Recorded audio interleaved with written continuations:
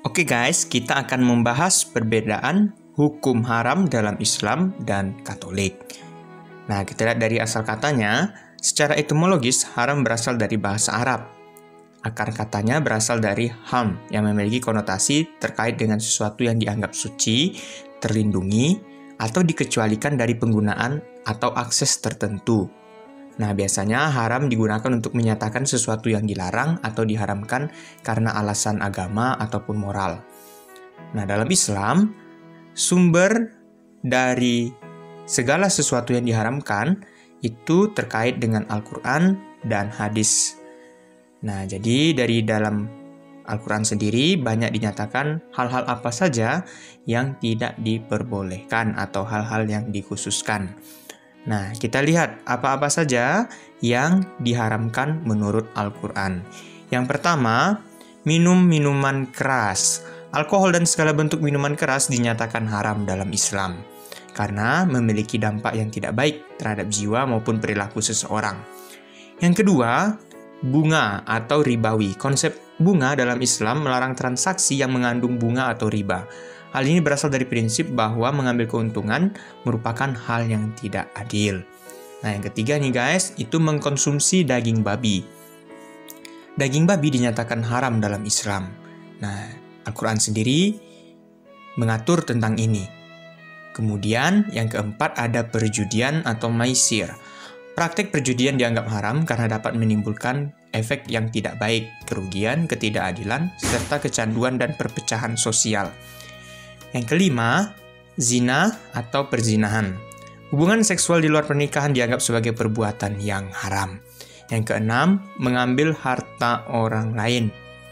Yang ketujuh, menganiaya atau merugikan orang lain. Kedelapan, berkata bohong. Yang kesembilan, makan makanan dari daging binatang yang tidak disembelih dengan metode syar'i. Nah, selain daging babi, Islam juga mengatur cara penyembelihan hewan untuk memastikan daging tersebut halal untuk dikonsumsi atau tidak. Yang ke-10 ada liwat atau homoseksual. Nah, liwat adalah hubungan seksual sesama laki-laki. Bagi Islam, liwat mengakibatkan kerusakan dunia dan akhirat. Bagi pelaku sendiri karena si pelaku telah mengundang datangnya kehinaan dan aib bagi dirinya sendiri. Nah, itulah larangan-larangan dari bagian pedoman moral yang ditetapkan dalam ajaran Islam.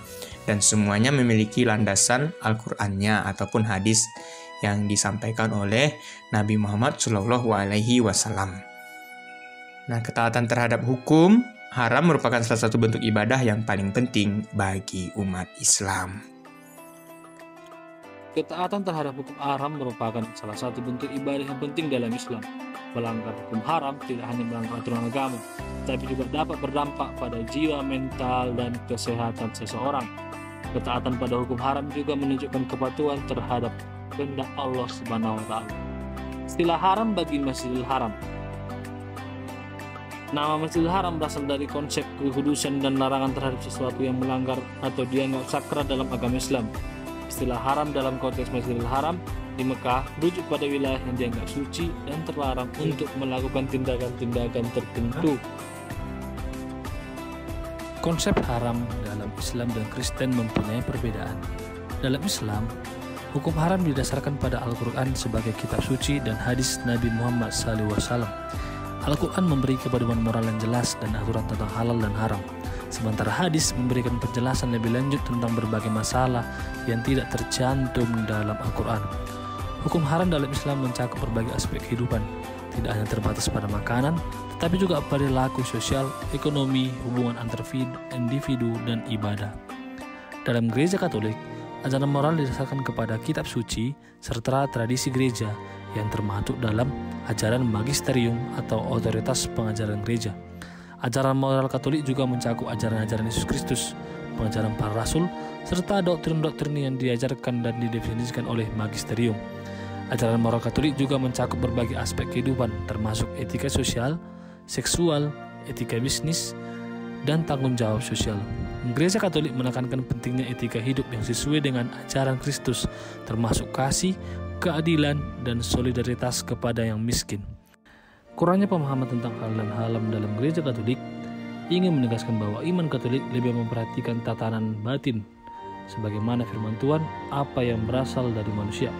Oleh karena itu, gereja berharap umat beriman senantiasa memperhatikan dosa-dosa yang timbul dari hati manusia yang dapat menjauhkannya dari Tuhan, seperti 7 dosa asal, yaitu kesombongan, keserakahan, iri hati, amarah, hawa nafsu, ketamakan. Maka dari itu, tidak salah jika Santo Paulus berkata, "Aku tahu dan percaya kepada Tuhan Yesus bahwa tidak ada sesuatu pun yang najis di dalam Dia. Hanya bagi mereka yang menganggap sesuatu itu najis, maka itu akan najis." Sekian dari kami. Inilah penjelasan tentang konsep haram dalam agama Islam dan Kristen. Sekian dan terima kasih. Bye-bye.